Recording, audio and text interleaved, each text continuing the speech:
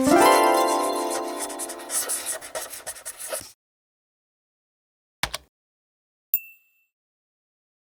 this video, I'm going to show you how to create rough edges on your image or video file in Premiere with a built-in effect. So this looks pretty good. I have a marble background, so I wanted my paper to really pop and look like a different texture. So I think that the rough edges add a lot here, and it helps it distinguish it from that marble background. It looks like paper on a table. I think that looks great. So how do we get this effect? Well, it's a built-in effect, like I said, in Premiere. And I'm going to quickly turn it off so that we can start from scratch here.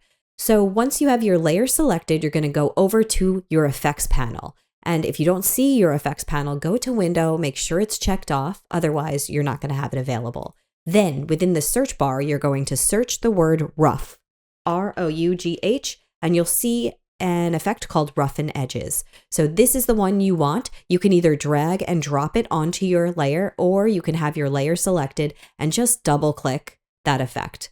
Then with the layer still selected, you're going to go to your effect controls. If you don't see your effect controls, same thing, make sure under Windows it's checked off.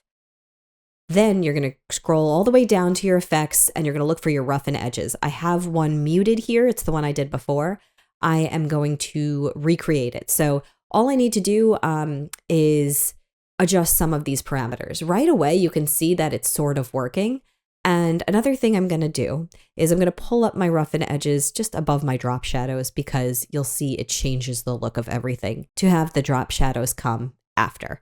That's a side note. And you don't need drop shadows. It's just a little effect I like. So back to Roughen Edges. Here we are. We've got, it's looking like they're slightly affected already by just the preset here, but I like to make them look a little rougher, although I think that looks better already. A few things to change. I like to make sure my edge sharpness is bumped to the highest level because I want it to look crisp, like torn paper. But if you're looking for something else, just play around with it. But I like it all the way to a 10, which is the maximum. You see this drop down here. There's different options depending on the kind of cut you want. You could play around with that, but I recommend bumping up your different values to see exactly what these different edge types look like. And in order to bump up our values, we can change the fractal influence here, kind of just changes the location of the cuts. But really what we need to do is stretch our width and our height. And very importantly, our border. The border is really going to determine how dramatic the tears and the change is. And I don't want it to be overly dramatic. So I'm going to turn it to about there, which looks sort of like a good tear. I mean, there's some parts that don't look realistic like that. But what I need to do is now go down to my stretch width or height and kind of play with that too. I don't want it to be too stretched in either direction. I don't want too much going on. And I kind of just play with it here until it's what I want. Now, like I said, border makes a big difference. So it's a balance to keep that at a good level. And I think this looks a lot more realistic, like something that's been ripped out of a page.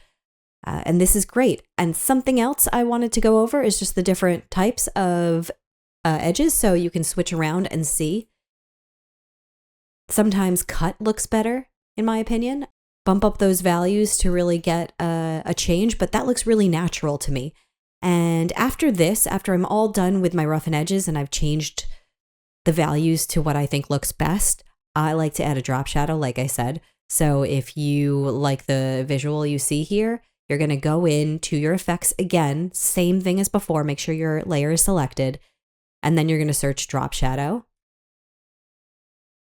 And you'll see same thing, you're going to either double click it with your layer selected or drag and drop it, and then it'll come into your effect controls. You want it below the Roughen Edges effect so that the drop shadow looks natural. Otherwise, it's not going to look right if Roughen Edges comes later down the stack. So that's it. But I think this is so helpful. It definitely gives a layer of realism to work and naturalism because things aren't always so crisp. And one more thing, if you're like me and you like unusual shapes and stuff and you like to use masks a lot, if I were to mask this out and I wanted it to be maybe a circle or something like that, I would need to do that prior to roughening the edges, and I would need to add the roughen edges to a nested version of that. So it's a little hard to describe, but I will show you right away. So let's just We're going to hide all of our effects here, our roughen edges and drop shadow. And I'm just going to create a mask while we're here. So let's go into our object mask tool. Let's go to pen mask, and we're going to make it look like a ripped piece of paper. So it's not going to be perfect. There. Doop-a-doo. Kind of like that. Okay, so that's our mask, and this is in Premiere 2026, so it's got this new mask tool here. So I have to take the mask and drop it into opacity for it to create that mask. So that looks good. Let's click outside here and see what it looks like without the thing. Okay, pretty cool. I mean, I think it looks like a ripped piece of paper, and with that roughen edges effect, it's really going to look good. So first off, we need to nest this. If we don't nest it, the drop shadows won't work. The roughen edges won't work. We need to right click, nest, okay. And then with that nested sequence, we'll go back to everything over again. We're going to search roughen. I can already see that the roughen edges applied a little bit, so it looks pretty good. And then while I'm here, I'm going to also grab that drop shadow. Drop shadow and double click it, and then back into the effect controls for this nested sequence. Let's clean everything up a bit. Like I said, border, I want it to be a little funky, so I got to bump it. Maybe scale it out a little bit. Maybe I don't want it to be too tight. That looks very natural to me. It looks really good. I'm going to move it down in our frame a touch. And now all we have to do here is bump up our edge sharpness. Remember, I like that bumped up to 10, and then go down to drop shadow and just bump things around. I'm a big drop shadow person. I really think they add so much. So all my shots have a lot of drop shadow, and my technique is kind of weird. I like drop shadows every which way. Yeah, so that's it. That looks much more interesting to me, and I think it really pops off of the marble in the background. So try this out. Let me know if you have any questions in the comments, and I really appreciate you guys watching. And check out my playlist in Premiere for more stuff like this. If you want to support me and see what I've been working on, check out my explainer video channel.